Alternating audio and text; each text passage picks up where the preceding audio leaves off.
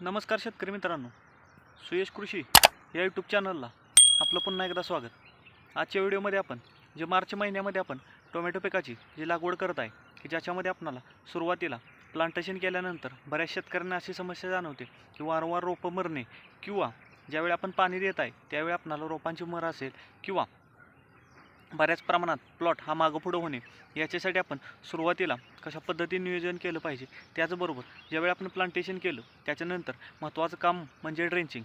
आता आपण ड्रेंचिंग कोणत्या घेतल्या पाहिजेत, तसेच फवारण्यांचं नियोजन हे कशा पद्धतीने ठेवलं पाहिजे. त्याचबरोबर पाणी व्यवस्थापन, वाढत्या टेम्परेचरमध्ये आपणाला पाणी व्यवस्थापन हे कशा पद्धतीने केलं पाहिजे याविषयी आपण आजच्या व्हिडिओमध्ये सविस्तर चर्चा करणार आहोत. आता आपण पाहू शकता अशा पद्धतीने आपण पूर्ण प्लॉटची लागवड असेल किंवा लागण झालेलं आहे, पूर्ण प्लॉट हा चांगल्या पद्धतीने सेट असेल.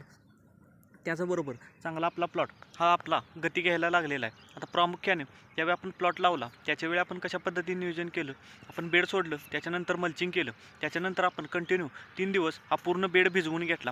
पूर्ण 3 दिवस आपण कंटिन्यू चांगल्या पद्धतीने बेड फुटेपर्यंत पाणी देऊन घेतलं. त्याच्यानंतर ह्या बेडमध्ये जे आपण होल घेतलेलं आहे याच्यामध्ये आपण माती भरून घेतली की ज्यामुळे आपणाला जे आपण पाणी दिलेलं आहे त्याची हे कोणत्याही प्रकारची रोपाला धग लागणार नाही किंवा जी वाफ असते ती वाफ लागणार नाही, की ज्यामुळे आपणाला रोपं ही मेलेली पाहायला मिळतात. आपण माती भरून घेतली, त्याच्यानंतर 1 दिवस पाणी दिलं, त्याच्यानंतर आपण दुसऱ्या दिवशी प्लांटेशन केलं. प्लांटेशन केल्यानंतर आज आपलं 4था दिवस आहे. 4थ्या दिवसापर्यंत आपण कोणते पाणी दिलेलं नाही. याच्यामध्ये आपण प्रामुख्याने यावेळी प्लांटेशन केलं त्याच्या सुरुवातीला आपण चांगल्या पद्धतीने बेड भिजवून घेतला, त्याच्यानंतर प्लांटेशन केलं व त्याच्यानंतर कंटिन्यू 2 दिवस आपण ज्यावेळी 4 नंतर आपण 2 दिवस कंटिन्यू पाण्याचं ड्रेंचिंग केलं की ज्यामुळे आपण पाहू शकता कोणत्याही प्रकारचं रोपाला मर लागणे किंवा कोणत्याही प्रकारचं झळ लागणे, कॉलर रॉट असेल किंवा रोपं चांगल्या पद्धतीने सेट झालेले आपल्याला पाहायला मिळतं आहे. अशा पद्धतीने जर नियोजन केलं तर सुरुवातीला जी डंपिंगची किंवा जी रोपं मरायची समस्या जाणवते किंवा कप घालून सुद्धा आपल्याला जी रोपं मरायची समस्या जाणवते ती जाणवणार नाही. प्रामुख्याने शेतकरी काय करतात,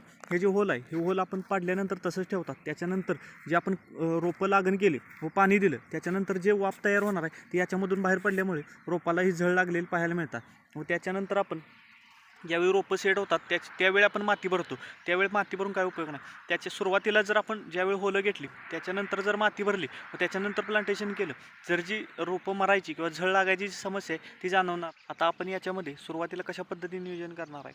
आता पहिले ड्रेंचिंग घेणार आहे की ज्याच्यामध्ये प्रतिपंपासाठी जे कॅपिटल ॲग्रोचं स्प्राउट पाहायला मिळतं ते प्रतिपंपासाठी 50 ml, त्याच्यासोबत 22 हे 20 ग्रॅम व 1261 हे खत 100 ग्रॅम आपण प्रतिपंपासाठी घेऊन चांगल्या पद्धतीने प्रति रोपासाठी 100 ते 150 ml पाणी पडणं असे ड्रेंचिंग करून घेणार आहे. हे पहिलं ड्रेंचिंग झालं, त्याच्यानंतर 2 ते 3 दिवस गॅप देऊन 2 ते 3 दिवसानंतर आपण दुसरं ड्रेंचिंग घेणार की ज्याच्यामध्ये इसाबियन हे प्रतिपंपासाठी 40 मिली, त्याच्यासोबत 13-40-13 हे खत 100 ग्रॅम व त्याच्यासोबत जो आपल्याला थायमेथॉक्झोम पाहायला मिळतो मग स्लेअर प्रो वापरू शकता किंवा टाटा कंपनीचं ट्रॉट वापरू शकता. हे प्रतिपंपासाठी 50 ml अशी दुसरी ड्रेंचिंग करणार. त्याच्यानंतर 3 ते 4 दिवसाच्या गॅपनंतर 3 ते 4 दिवसानंतर आपण तिसऱ्या ड्रेंचिंगमध्ये चांगल्या पद्धतीने रोपं सेट झाली, चांगली वाढ व्हावी, चांगल्या पद्धतीने स्टमची जाडी असेल व फुटवा चांगला मिळाला पाहिजे यासाठी आपण ICL कंपनीची जी स्टार्टर ग्रेड पाहायला मिळते 757 हे आपण प्रतिपंपासाठी 200 ग्रॅम, त्याच्यासोबत चांगल्या दर्जाचं एक ह्युमिक ॲसिड किंवा बायोविटा एक्स याचंसुद्धा आपण ड्रेंचिंग करू शकतो